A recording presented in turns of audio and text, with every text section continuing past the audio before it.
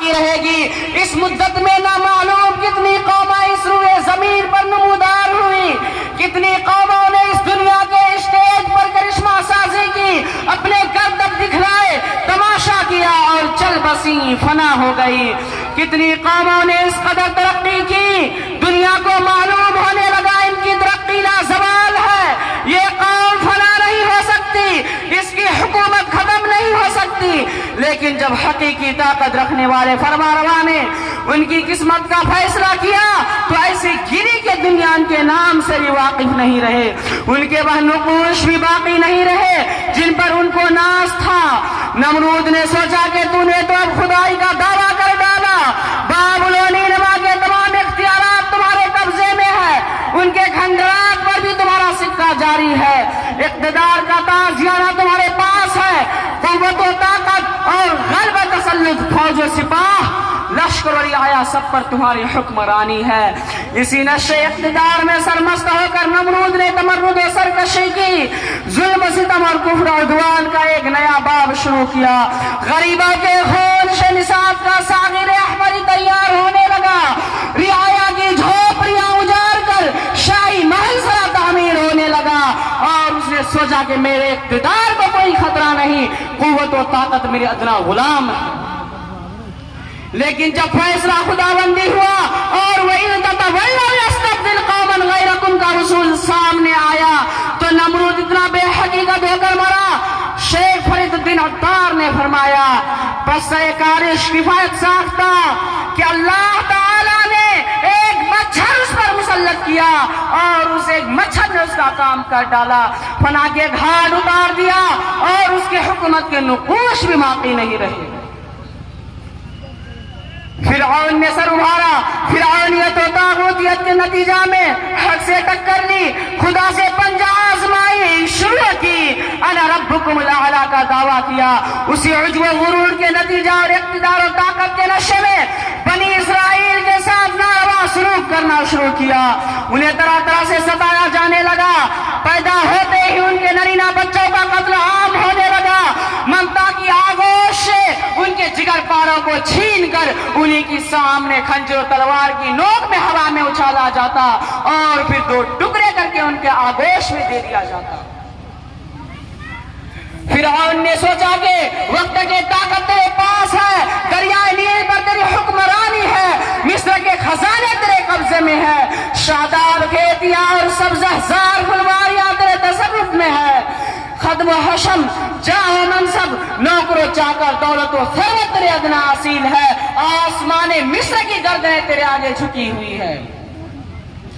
لیکن دوستو جب اس کی بھی باری آئی تو خدا کے حکم سے ضرب عصائے موسیٰ نے اس کا کام کر ڈالا تو ہمارے قلزم میں اس طرح غرقاب ہوا کہ اسے کوئی رونے والا بھی میسر نہ ہوا، تاج و تخت سے دور، حکومت و سلطنت سے الگ، اپنے عزیز و اقربا سے تنہا بے حقیقت ہو کر ختم ہوا۔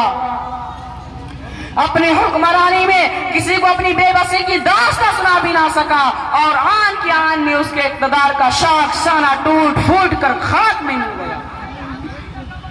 سامعین کرام،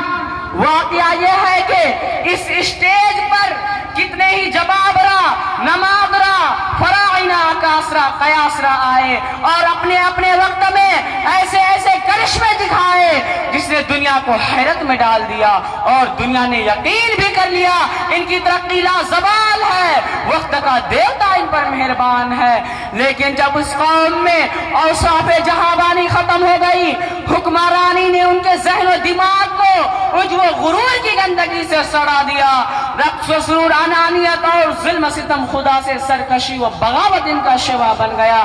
تو صدیوں کی اس مستحکم عمارت کو تحقیق کر دیا، شوکت و عظمت کے اس مضبوط قلعہ کو اس طرح اکھاڑ پھینکا کہ دنیا میں ان کا نام لیوا تک نہ رہا۔ ان کا جلال و جرأت، شاہانہ اقتدار اور حاکمانہ قوت و سطوت قلب ہستی سے ناپید ہو گئے۔ محترم حضرات، 6 صدی عیسوی میں صحرائے عرب سے ایک قوم اٹھی جس نے بہت تھوڑے سے وقت میں قیصر و کسریٰ کے پر کھچے اڑا دیے، رومن امپائر کا خاتمہ کر دیا، ایرانی تمدن و تہذیب کو بدل ڈالا، ایک عظیم خطہ کے کلچر و ثقافت کو اسلامی کلچر و ثقافت میں تبدیل کر دیا۔ دنیا نے ثقافت اور اس عظیم انقلاب میں امن و آشتی، انسانی اقدار و قدم، ان میں اخلاقی قوت، روحانی طاقت اور انسانی تعمیر کا جذبہ پایا۔ نہیں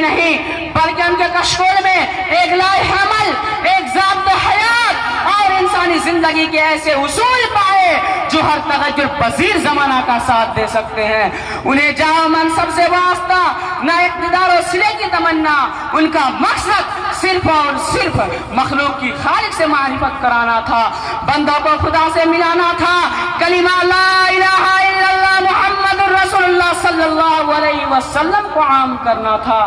لیکن جب یہ قوم بھی ان اصولوں سے منحرف ہو گئے، وہ تعمیر انسانیت کا جذبہ ختم ہو گیا، حکمرانی نے ان کے ذہن و دماغ کو عجب و غرور کی گندگی سے سڑا دیا، تو اقبال نے بھی ان کا ساتھ چھوڑ دیا، اس کا نام بھی زوال پذیر قوموں کی فہرست میں آنے لگا۔ غم گسار حضرت ملت اقبال مرحوم نے اسے مخاطب کرتے ہوئے یوں کہا تھا، اے لا الہ کے وارث باقی نہیں ہے تجھ میں، اے لا الہ کے وارث باقی نہیں ہے تجھ میں، گفتار دل برانہ کردار کاہرانہ، تیری نگاہ سے دل سینوں میں کانپتے تھے، تیری نگاہ سے دل سینوں میں کانپتے تھے، کھویا گیا تیرا جذبے قلندرانہ۔ حضرات، اللہ تبارک و تعالیٰ کی کسی سے رشتہ داری نہیں ہے۔ جس قوم کو وہ سر بلند کرتا ہے، اگر وہ اصول و قوانین کے ساتھ عمل پیرا رہے، خدائی